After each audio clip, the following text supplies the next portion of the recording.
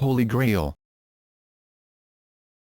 The Holy Grail is a dish, plate, stone, or cup that is part of an important theme of Arthurian literature.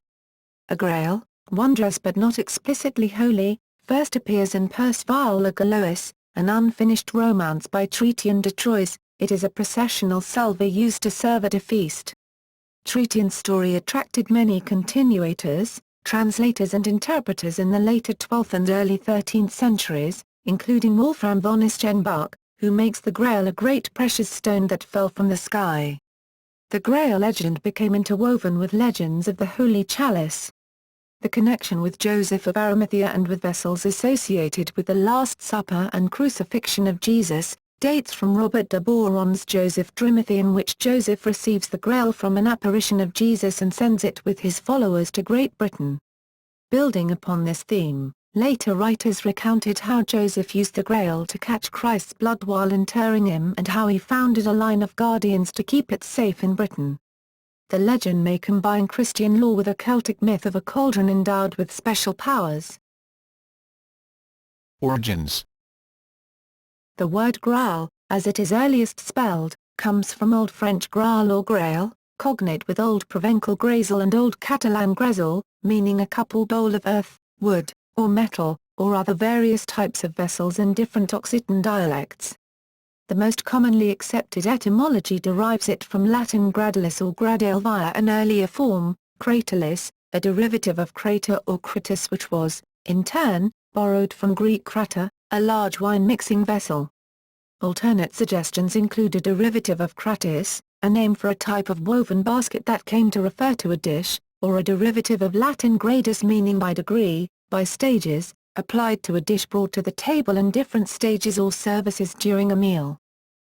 The Grail was considered a bowl or dish when first described by Chrétien de Troyes. Hélène de Froidmont described a Grail as a wide and deep saucer, scitella lata a liconculum profunda.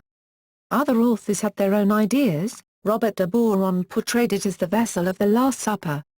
And Pereda had no Grail per se, presenting the hero instead with a platter containing his kinsman's bloody, severed head. In Perceval, Wolfram von Eschenbach, citing the authority of a certain, probably fictional, Quixote the Provençal, claimed the Grail was a stone, called lapis exilis, that fell from heaven, and had been the sanctuary of the neutral angels who took neither side during Lucifer's rebellion. The authors of the Vulgate cycle used the Grail as a symbol of divine grace. Galahad, illegitimate son of Lancelot and Elaine, the world's greatest knight and the Grail-bearer at the castle of Corbnick, is destined to achieve the Grail, his spiritual purity making him a greater warrior than even his illustrious father. Galahad and the interpretation of the Grail involving him were picked up in the 15th century by Sir Thomas Malory in La Morte d'Arthur, and remain popular today. According to the Catholic Encyclopedia, after the cycle of Grail romances was well established, late medieval writers came up with a false etymology for Sangreal, an alternative name for Holy Grail. In Old French, Saint Graal or Saint Grail means Holy Grail, and Sangreal means royal blood. Later writers played on this pun. Since then, Sangreal is sometimes employed to lend a medievalizing air in referring to the Holy Grail. This connection with royal blood bore fruit in a modern bestseller linking many historical conspiracy theories, see below. Beginnings in literature. Chrétien de Troyes. The Grail is first featured in Perceval, Le Conte du Graal, The Story of the Grail, by Chrétien de Troyes, who claims he was working from a source book given to him by his patron, Count Philip of Flanders. In this incomplete poem, dated sometime between 1180 and 1191, the object has not yet acquired the implications of holiness it would have in later works. While dining in the magical abode of the Fisher King, Perceval witnesses a wondrous procession in which youths carry magnificent objects from one chamber to another, passing before him at each course of the meal. First comes a young man carrying a bleeding lance, then two boys carrying candelabras.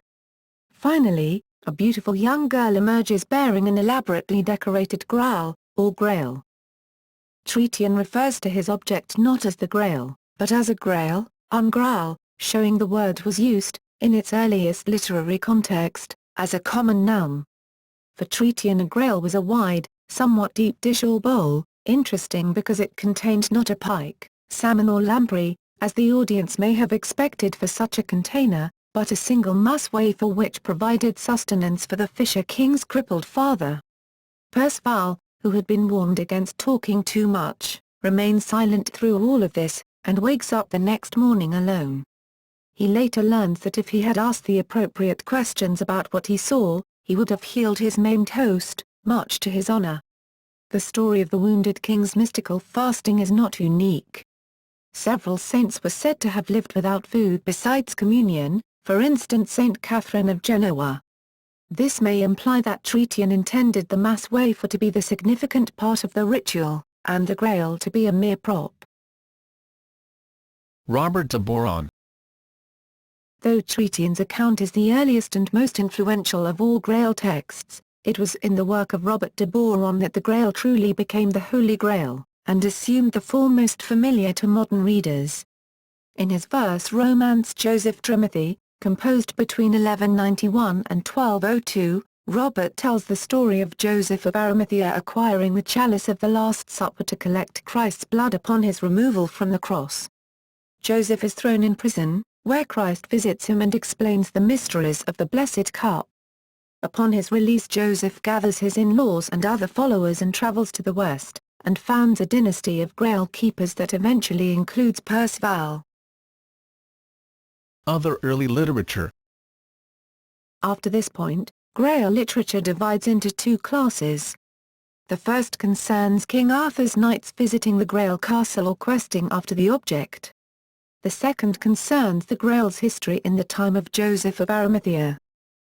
The 9 most important works from the first group are the Perceval of Chrétien de Troyes, 4 continuations of Chrétien's poem, by authors of differing vision and talent, designed to bring the story to a close, the German Perceval by Wolfram von Eschenbach, which adapted at least the holiness of Robert's Grail into the framework of Chrétien's story, the Diedot Perceval, named after the manuscript's former owner, and purportedly a processional of Robert de Boron's sequel to Joseph of Arimathea, the Welsh romance Peredur, generally included in the Mabinogion, likely at least indirectly founded on Chrétien's poem but including very striking differences from it, preserving as it does elements of pre-Christian traditions such as the Celtic cult of the head, Perlersvaus, called the least canonical Grail romance because of its very different character, the German Der Krone, the crown, in which Gawain, rather than Perceval, achieves the Grail, the Lancelot section of the vast Vulgate cycle, which introduces the new Grail hero, Galahad, the Quest del Saint Graal, another part of the Vulgate cycle, concerning the adventures of Galahad and his achievement of the Grail. Of the second class there are Robert de Boron's Joseph of Arimathea, the Histoire del Saint Graal, the first part of the Vulgate cycle, but written after Lancelot and the Quest, based on Robert's tale but expanding it greatly with many new details, verses by Rigaud de Barbetzer, a late 12th or early 13th century Provençal troubadour, where mention is made of Perceval, the lance, and the Grail, like Perceval when he lived, who stood amazed in contemplation, so that he was quite unable to ask what purpose the lance and Grail served. Atrici con percevor el temps que vivia, que s'esbates garda tant quinc non sorp demanda de que servia la lance ni el grisaus. Early forms. There are 2 veins of thought concerning the Grail's origin. The first, championed by Roger Sherman Loomis, Alfred Nutt, and Jesse Weston, holds that it derived from early Celtic myth and folklore. Loomis traced a number of parallels between medieval Welsh literature and Irish material in the Grail romances, including similarities between the Mabinogions Bran the Blessed and the Arthurian Fisher King, and between Bran's life-restoring cauldron and the Grail. On the other hand, some scholars believe the Grail began as a purely Christian symbol. For example, Joseph Goering of the University of Toronto has identified sources for Grail imagery in 12th-century wall paintings from churches in the Catalan Pyrenees, now mostly removed to the Museu Nacional d'Art de Catalunya, Barcelona, which present unique iconic images of the Virgin Mary holding a bowl that radiates tongues of fire, images that predate the first literary account by Chrétien de Troyes. Goering argues that they were the original inspiration for the Grail legend. Another recent theory holds that the earliest stories that cast the Grail in a Christian light were meant to promote the Roman Catholic sacrament of the Holy Communion.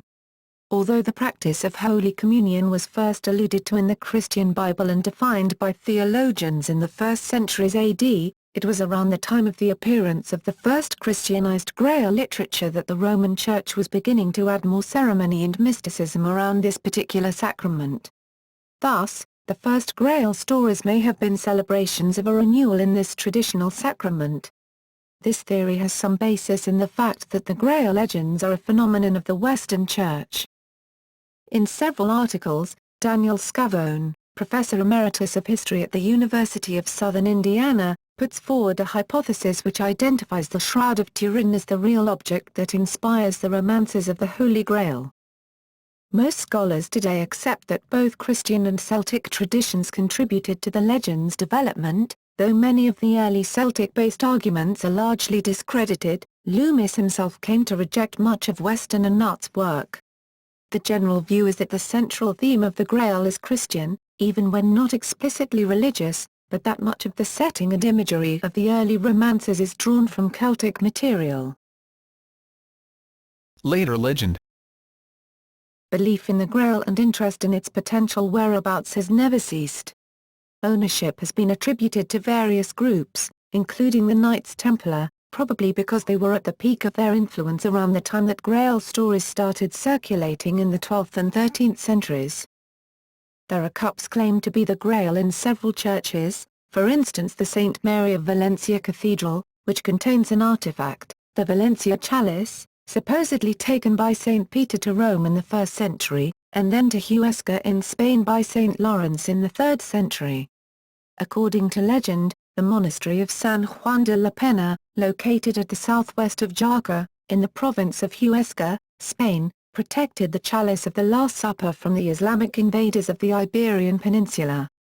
Antonio Beltran says the artifact is a 1st century Middle Eastern stone vessel, possibly from Antioch, Syria, now Turkey.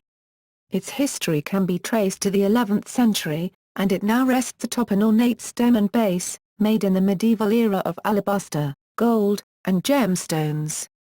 It was the official papal chalice for many popes, and has been used by many others, most recently by Pope Benedict XVI, on July 9, 2006. The emerald chalice at Genoa, which was obtained during the Crusades at Caesarea Maritima at great cost, has been less championed as the Holy Grail since an accident on the road, while it was being returned from Paris after the fall of Napoleon, revealed that the emerald was green glass. In Wolfram von Eschenbach's telling, the Grail was kept safe at the castle of Mons Salvesh, Mons Salvationis, entrusted to Tichel, the first Grail king. Some, not least the Benedictine monks of Montserrat, have identified the castle with the real sanctuary of the Montserrat in Catalonia, Spain. Other stories claim that the Grail is buried beneath Rosslyn Chapel or lies deep in the spring at Glastonbury Tor. Still other stories claim that a secret line of hereditary protectors keep the Grail, or that it was hidden by the Templars in Oak Island, Nova Scotia's famous money pit, while local folklore in Occoquek, Maryland says that it was brought to the town by a closeted priest aboard Captain John Smith's ship.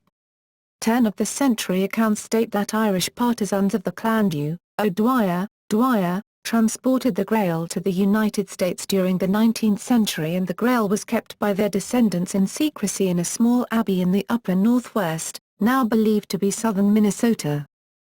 In March 2014, Margarita Torres and José Ortega del Rio presented in León a co-written book, Los Reyes del Grail, The Kings of the Grail, where they describe how a Spanish Arabist and historian, Dr. Gustavo Chirienzo, found 2 medieval Egyptian documents in Al-Azhar, Cairo. Those documents, written in Arabic, suggest that the Holy Grail was taken to the city of Leon in the 11th century. They claim the chalice of Domo Urraca at the Basilica of San Isidro was very early on believed to be the Holy Grail. Modern interpretations. The story of the Grail and of the quest to find it became increasingly popular in the 19th century, referred to in literature such as Alfred Tennyson's Arthurian cycle The Idylls of the King. The combination of hushed reverence, chromatic harmonies and sexualized imagery in Richard Wagner's late opera Parsifal gave new significance to the Grail theme, for the first time associating the Grail, now periodically producing blood, directly with female fertility. The high seriousness of the subject was also epitomized in Dante Gabriel Rossetti's painting, Illustrated, in which a woman modeled by Jane Morris holds the Grail with one hand, while adopting a gesture of blessing with the other. A major mural series depicting the quest for the Holy Grail was done by the artist Edwin Austin Abbey during the first decade of the 20th century for the Boston Public Library. Other artists, including George Frederick Watts and William Diss, also portrayed Grail subjects. The Grail later appeared in movies. It debuted in A Silent Parsifal. In The Light of Faith, 1922, Lon Chaney attempted to steal it. The Silver Chalice, a novel about the Grail by Thomas B. Costain, was made into a 1954 movie. Lancelot du Lac, 1974, was made by Robert Bresson. Monty Python and the Holy Grail, 1975, adapted in 2004 as the stage production Spamalot, was a comedic adaptation. John Boorman, in his film Excalibur, attempted to restore a more traditional heroic representation of an Arthurian tale, in which the Grail is revealed as a mystical means to revitalize Arthur and the barren land to which his depressive sickness is connected.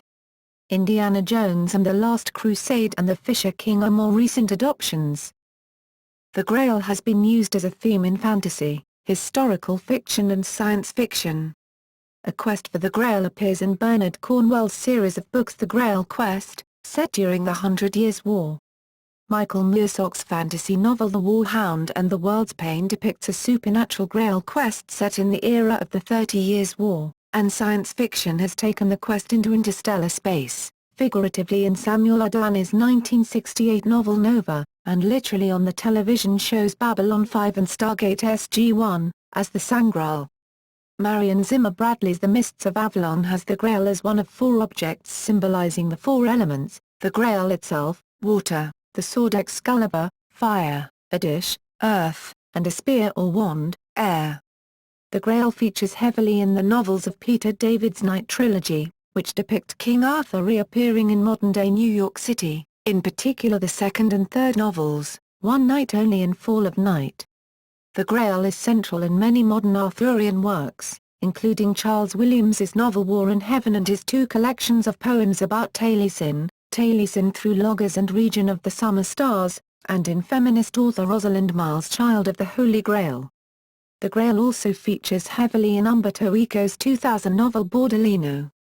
In Type Moon's work, Fate's Day Night, as well as its succeeding adaptations, the Holy Grail is a prize in what is known as the Holy Grail War, a battle among magi in the series in order to use the Grail's power of granting one wish to the victor. The Grail has also been treated in works of non-fiction, which generally seek to interpret its meaning in novel ways. Such a tack was taken by psychologists Emma Jung and Marie-Louise von Franz, who used analytical psychology to interpret the Grail as a series of symbols in their book The Grail Legend. This type of interpretation had previously been used, in less detail, by Carl Jung, and was later invoked by Joseph Campbell. Other works attempt to connect the Grail to conspiracy theories and esoteric traditions. In The Sign and the Seal, Graham Hancock asserts that the Grail story is a coded description of the Ark of the Covenant itself. For the authors of Holy Blood, Holy Grail, who assert that their research ultimately reveals that Jesus may not have died on the cross, but lived to wed Mary Magdalene and father children whose Merovingian lineage continues today, the Grail is a mere sideshow. They say it is a reference to Mary Magdalene as the receptacle of Jesus' bloodline.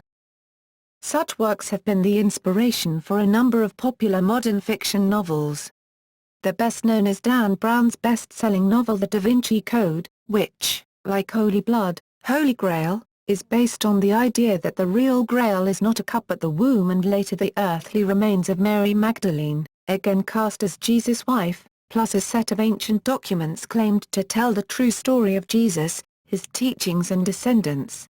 In Brown's novel, it is hinted that Jesus was merely a mortal man with strong ideals, and that the Grail was long buried beneath Rosslyn Chapel in Scotland, but that in recent decades its guardians had it relocated to a secret chamber embedded in the floor beneath the inverted pyramid in the entrance of the Louvre Museum. The latter location, like Rosslyn Chapel, has never been mentioned in traditional Grail lore.